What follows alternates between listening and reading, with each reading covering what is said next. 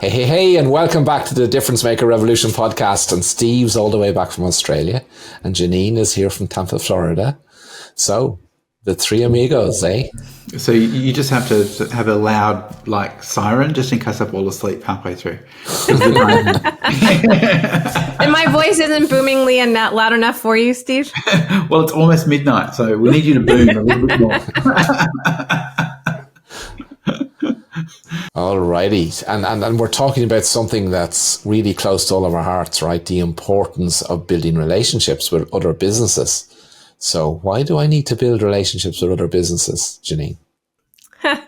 Well, there's many reasons, Ronan. One, that's how it's a great way of growing your own business, because when you find businesses that have similar clients to you, but you don't compete with them, then you can help each other grow each other's businesses. And so it's a great way to form partnerships with that. And then, as we all know from past podcasts and things that have happened with me, sometimes, your business relationships can save you when you need saving and when you need help. And so sometimes you need to call on your business alliances to help when you have time of need or when you need other help with other things. So there's lots of good reasons. I'm excited about this podcast because we're going to explore many reasons why it's important to build these business alliances. I can see Steve there. He's got a question. He's just about to ask you a question, Jeanine, and he pulled back suddenly. Go on, Steve. Ask your question. Now you're going to force me to ask a question. It was interesting when you said, sometimes they can save you. Like, how do they save you? Yeah. So, when we had the crisis at the studio with our water leak that caused mold and destroyed walls and floors and things like that. I imagine myself if I had to call complete strangers to help fix it.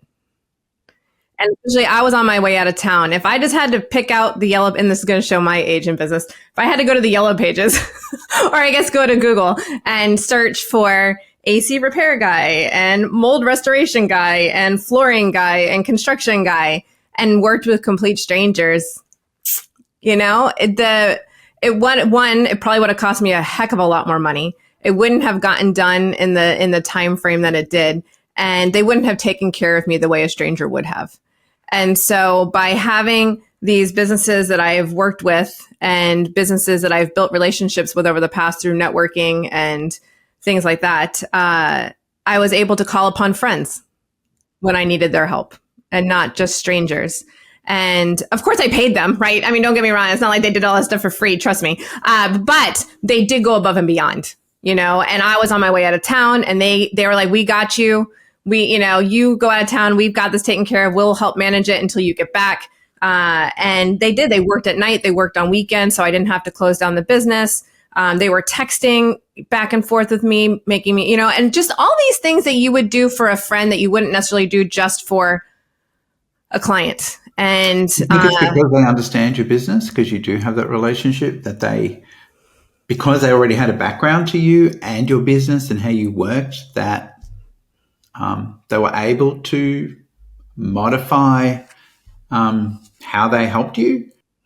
I think so. I think that's part of it, but I also think, it's a reciprocal friendship. I've gone above and beyond for them at times to help them and refer them and promote them and their businesses and attended their event, it's the whole going through life part, right? So I've gone through life with them in the past, and now they went through life with me and helped me through a crisis. And so, yeah, it's an understanding of the business, but also an understanding of me as a person.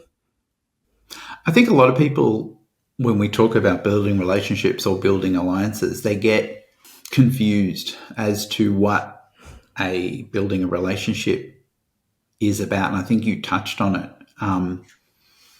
that you go above and beyond. And when you talk to people, when I've had people tell me, I've built this great relationship and I've got this great alliance, but then when they don't get results, they get annoyed and they talk about the fact, they've got all my artwork in their foyer and I'm not getting anything. And a relationship needs to be two-way. And I feel as though there's a lot of people that believe they have a relationship, but it's a one-way thing where maybe they put artwork in somebody's foyer, in say a dentist or a business somewhere, and expect it to just reap rewards. But what we're talking about is building a real relationship, and it's not necessarily just to get leads. When we were building those relationships with businesses, it was reciprocal. We shared our knowledge, they shared their knowledge. We shared what was happening in the market to us. They shared what was happening for them. They would share their latest marketing initiatives. And it sort of helped us come up with new things for our own business, but it also enabled us to collaborate. And so, we would meet and discuss, okay, well, Christmas is in 6 months' time. What's everybody doing? Has anybody thought about that? And we would kick each other along. So I think a lot of people see that relationship as putting displays up and getting my name out there. But that's not a relationship. No, that's a transaction almost. So what makes a relationship then when it comes to these sorts of relationships, do you think? Time, energy, friendship, listening,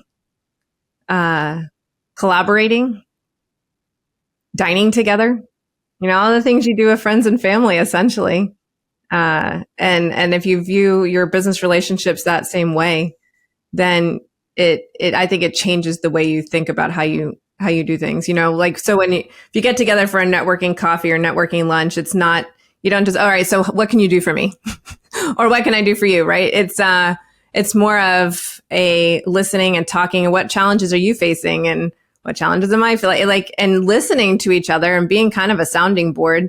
And then when you do that, it's amazing the things that you kind of come up with.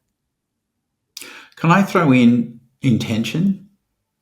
Oh, yes, definitely. I feel as though a lot of people go into these meetings and aren't clear about their intention. And I've had a few people invite me to their BNI meetings. They're like, oh, I go to these things every week. I get nothing out of it. Nobody ever refers me.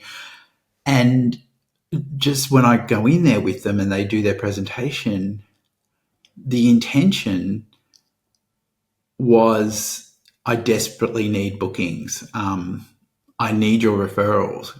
And it was take. So I feel as though to build these relationships, that intention of collaboration and helping one another has to be clear, because we can learn a lot from other businesses and bring in some of their practices into our business. If we are spurring people along to say, hey, don't forget, the holidays are coming up. What are you doing to prepare for that? It gives us then the opportunity to help them and to collaborate. And as an industry, we have a lot of knowledge on social media, on websites, on all of those things that are really important.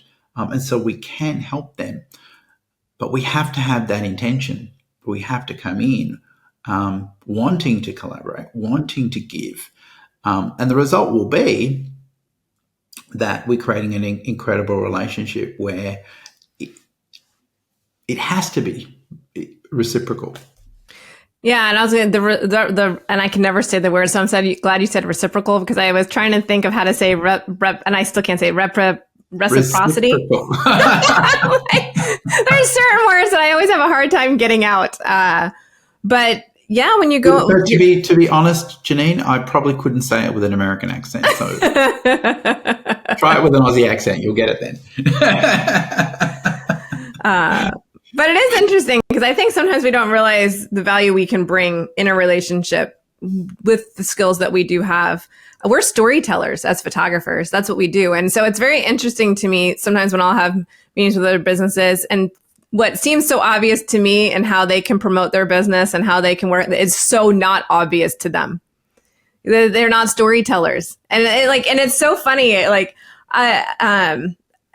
I'll give you, I had a meeting with, it was a while ago with the guy who in my BNI chapter at the time did wine. And he was struggling with how to promote these wine tastings he was doing. I'm like, are you kidding me? I'm like, oh my gosh, like to me, this is like, can I please tell your wine stories? I'm like, you like there, and I like, we sat there and over a glass of wine or two and rattled off all these different ways that he could create wine stories and share them on social media, on YouTube, on Instagram, and tell these stories of travels and pairings and dinners. And, I mean, to me, it just was such I'm like, I think you're so lucky. Like, I would love to have wine to be as my muse for telling stories. But it wasn't obvious to them because they are not storytellers. And so we have this gift that we can share with our fellow business owners. And it's invaluable to them. And it's such an easy thing for us to give. And so when we, and if you do, you're right. I like the word intention, Steve, because if you go at building these alliances with the intention to give, it's amazing what comes from that. And I'm not going to attempt the word again. To get a reciprocal relationship. it's the wood from the trees thing too, though, isn't it? Yes. Like when you're in your own business and you know it so well, you don't see the opportunity sometimes that other people see, and it's so obvious when they say it, but because you're living it, you don't see it. You're living it, you don't see it. Yeah, absolutely. I think sometimes too, we walk into these meetings and because it's a different business, we don't think we can learn something from these businesses. I think it's just to make yourself open to the possibility that we can adapt something that somebody else is doing into our own business, or use that as some sort of idea, even if we have to reinvent it. And spending that time effectively when you're in these meetings is really important. So Ronan, absolutely, as Jeanine was talking, all I could hear is, all I could think about was, a lot of the times we're so embedded in what we're doing and we're so caught up in the everyday. Sometimes it takes us to remove ourselves and go to a different premises, go to a different business and look at what other people are doing in order for us to start to create new marketing and start to create new ideas and maybe find new ways of doing things. And we just have to be open to it because we're so caught up in, you can't see the wood for the trees, exactly what you said, Ronan. So, it's important. And it does build relationships. Like I want to go back to 1996. Jeanine, that was before you were born, was it? Oh, no, Ronan. I was in college. I was in college in 96. So I remember in 1996, and in our photo value business, we were trying to see how do we get into this market for mounts and folders and the whole volume, as the US call it, but the whole schools and graduation in the UK market was, and we're trying to figure out how do we get into this market. Like we were just a little startup at that stage, looking at that market, and we researched the market, and it happened by chance. I didn't do this with any strategy, right? But I started to knock on doors and have conversations with the potential clients. And I got in the door of one client and they brought me up. There was 4 board of directors at the time who ran the business, right? And so I was meeting all 4 of them. We were having a conversation and I just asked a question like, what's your biggest business challenge? Like, I was only a rookie at this stage, but so what's your biggest business challenge? And it became evident that they weren't sure how to market their business, right? I said, okay, that's my jam. So we started talking and I shared some ideas and everything else and all that. So roll on. It took about 9 months to close the deal with this business, but we had numerous meetings and they kept reaching out saying, what do you think of this? And what do you think of that? But eventually it got to a stage where they said, right, run a test of 10,000 of these mounts for us, right? And now these were the biggest schools lab in the UK, right? So we ran the 10,000 tests and they said, if it solves the problem that I had identified in their production area too, you can have the business. So we went and we did a test and that worked. So we went back again. And of course, the whole start of the meeting was, what do you think of this marketing idea? And what do you think of that marketing idea? And then it got to a stage where we said, right, here's how much we buy. Here's what we're paying the current supplier. If you can match it, you can have the business. You know, and it was just, if I knocked on the door and said, I can beat any price, I can do this, I can do that, you know, it would have been a completely different conversation. And the business that had the business at the time, they were scratching their heads. How did this little startup in Ireland manage to win this account, you know? And as I said, I wish it was some strategy. It wasn't. It just naturally happened at the time.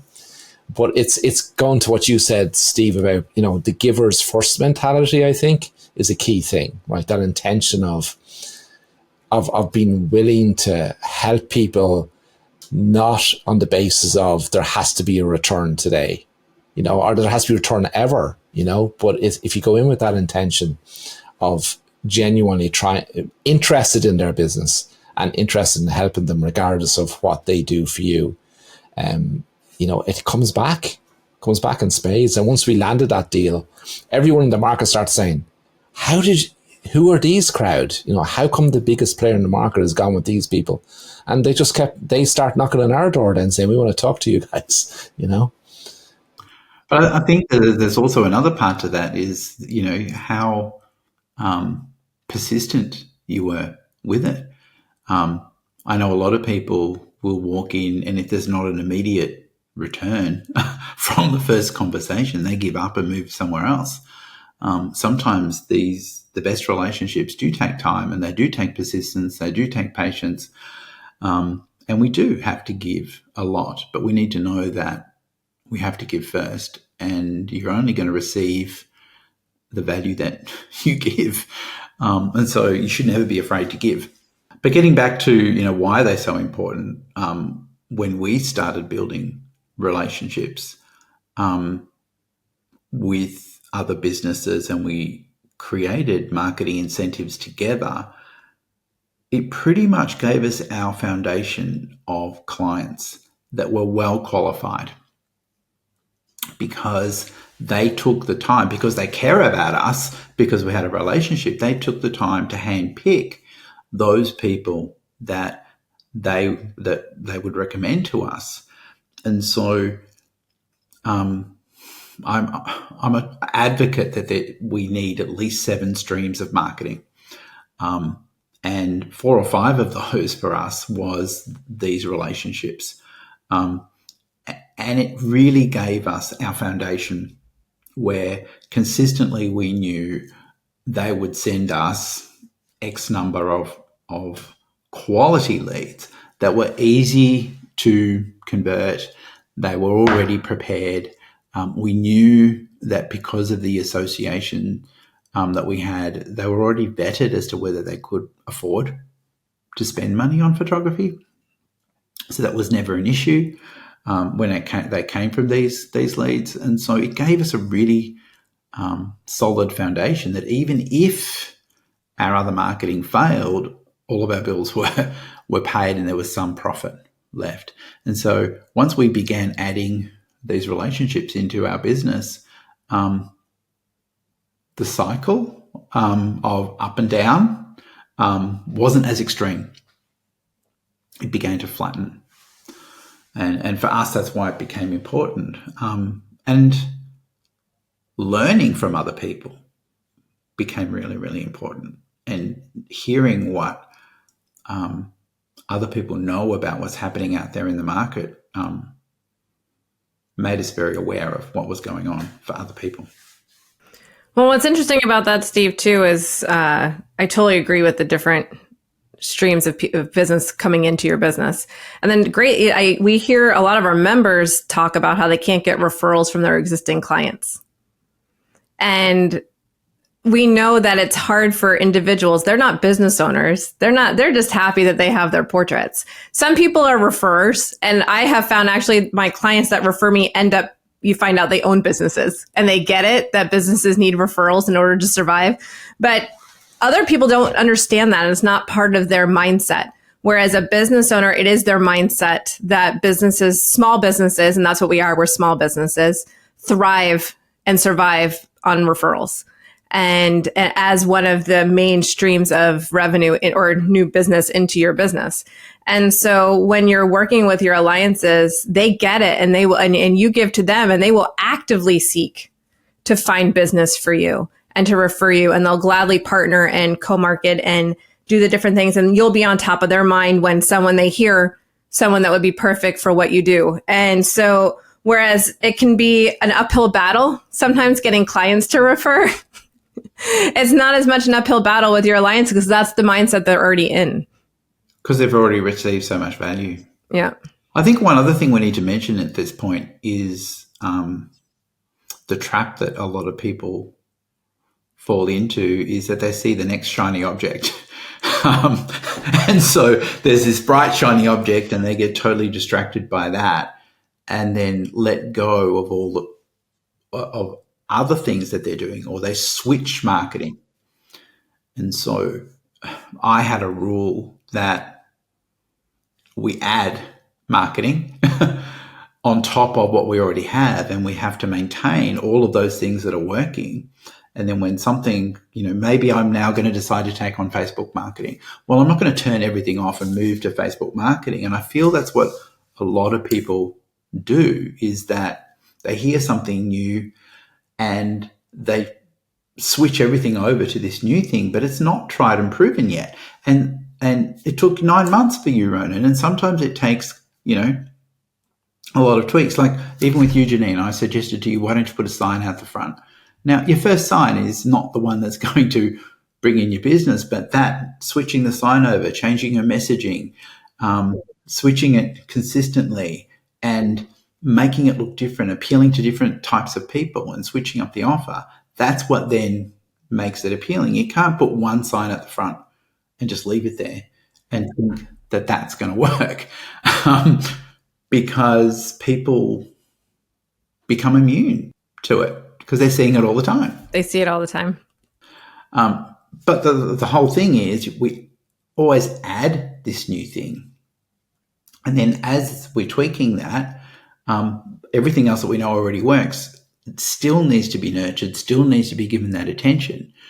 And I think this is where a lot of people miss the mark, is that they switch rather than add. And it's really important to keep what's working going, and as you build these relationships, add those on top. And then what you'll find is some of the things that you were doing before may not be as lucrative or as effective anymore, or maybe because this is now taken off and is compensating, it's then safe to let something else go, but let it be organic. Avoid the silver bullet mentality. The shiny object, yes. Yes. That shiny object can be quite devastating. And so you have to keep that foundation until you don't need it anymore. What are some examples of some great relationships you've built, Jeanine? What should people perhaps be looking for? So when I'm out, and it's interesting you had brought up BNI before, because you hear either good or bad stories from people on how BNI happens. And for me, I learned very early on when I was in BNI, I was looking for referral partners. I wasn't looking for referrals.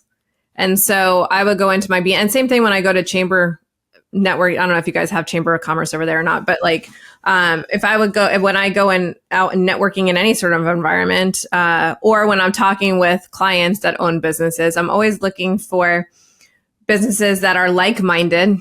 Like, so a business that is like-minded, like me, like we're client-oriented. We have very similar values, very similar ways that we would take care of our clients. And then also the same type of clients. Because it doesn't mean no good I say not that it does me no good, but it would not be the ideal to put a lot of time and energy into co-marketing with someone who doesn't have the same client as me, And so I would look for those things to find great relationships with. So one of my best still referral sources is a children's dentist. And we've built a great relationship over time. I have photographed her family throughout time. Her kids are now grown. I had done their kids' pictures, their senior pictures, their family portraits. I've done all of the dentists and doctors at their offices. I've photographed their patients. I mean, it's just, and you know, like one of my kids had pink eye. She's a dentist, and I messaged her. I'm like, oh my gosh, I'm on vacation. My kid has been, I'll send you in a prescription. You know, like she's not even, I mean, she's a dentist. But I mean, it was just, we've just built this great relationship over time, and her clients are my clients. Like she is a children's dentist, not an adult's dentist, you know? And so, it's just been a beautiful relationship that we've had over the years, and it's reciprocated both ways, because it's one of the things, you know, guess what? It's a big milestone in children when they lose their first tooth, right? You know, and so it's a big thing. And we brainstormed that idea a while back, and I have portraits up in her office of like a kid, like being a tooth fairy, and like they've lost their first tooth, and it's a thing to celebrate, not a thing to, you know, cause like you'd be surprised how many moms I have talked with who, once their kids lose their front teeth, don't want pictures of their smiles. And I'm like, are you insane?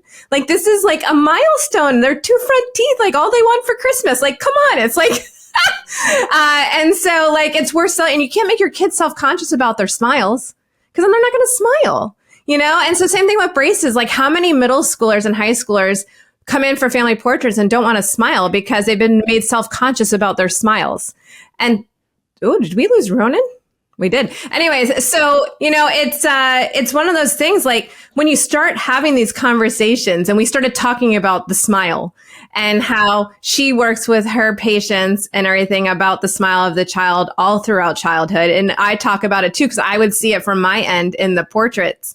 And so it allowed us just to build this connection. And then how can we help how can you help your patients not feel bad about their smiles? And how can I help celebrate their smile through all the stages of childhood? And it was very interesting, not where you would think a conversation would go, right? Most photographers, I think, would be like, okay, what portraits can I put up in your lobby? And can I put out some business cards in a way to capture information? Instead of getting to the deeper thing of celebrating a child's smile throughout their whole childhood. But that's where it becomes really important to have displays up. Right. That represent that child with the front teeth missing. Right. And making sure that you have those. I mean, it's a milestone in childhood. It's a big deal. Yeah. And it's a happy one to celebrate. Yeah, totally. That's great. Yeah. That's great. Have we got time to share another one? I'm sure we do. Don't we have time for one more? Well, we had a great one. We had a few great ones, but one was a relationship counsellor. And she ran retreats and workshops for couples that were wanting to connect again, and wanted to make time, because most of them were busy professionals, and it was almost like they were living separate lives. And so she would run retreats, and it was a 6-week program. And so there was a program that she ran. They signed up for the program. There was a retreat at the end of it, which I think was a 3-day retreat. And then as part of the celebration, as part of the gift, they were given a photographic experience that helped them, because they've already been through defining what they love about each other, and were setting a new promise for each other and a new standard for each other. That then became the focus of the shoots. And so we knew that she ran a retreat usually every quarter, and that we would normally get about 20 bookings every quarter from that. But they were high-end quality bookings. So that was a good one too. That is a good one, because with relationship counselors, like I have one that is a family counselor, and they work with families post-divorce. And right. They understand the need for people to connect. And portraiture is a way that people can connect. it's a great way for people to celebrate their newfound freedom. Yep. Yeah. So that's important too. But I think what's important is that a lot of the times, almost all of our relationships and almost all of our alliances were formed with clients. And I feel as though a lot of people feel like they have to go and door knock or pound the streets to find these people who they're going to work with, when all we need to do is now take an interest in all of the people that we're already serving, finding out what they do for a living, and start there. Obviously, when you're in networks doing your BNIs, and you're right, there are great BNI chapters and there are not so great BNI chapters. So you can't just go to one and make an assessment. I always recommend going to 3 or 4 different chapters in your local area to find out the one that fits your personality and fits who you are. So it's so much easier to work with the people we already have access to, which are our clients. And when you do attend some of these networking events, work with some of these people, but take a real interest. It's about building a relationship and creating a partnership, not I need a referral this week. So all you have to do to learn more about how to build these vitally important relationships to create your successful business, just click on the link below, book a call, we'll have a chat, and we will see how Inner Circle can deliver for you. Click below. See you then. Bye, guys. We'll see you in the next one. Bye-bye.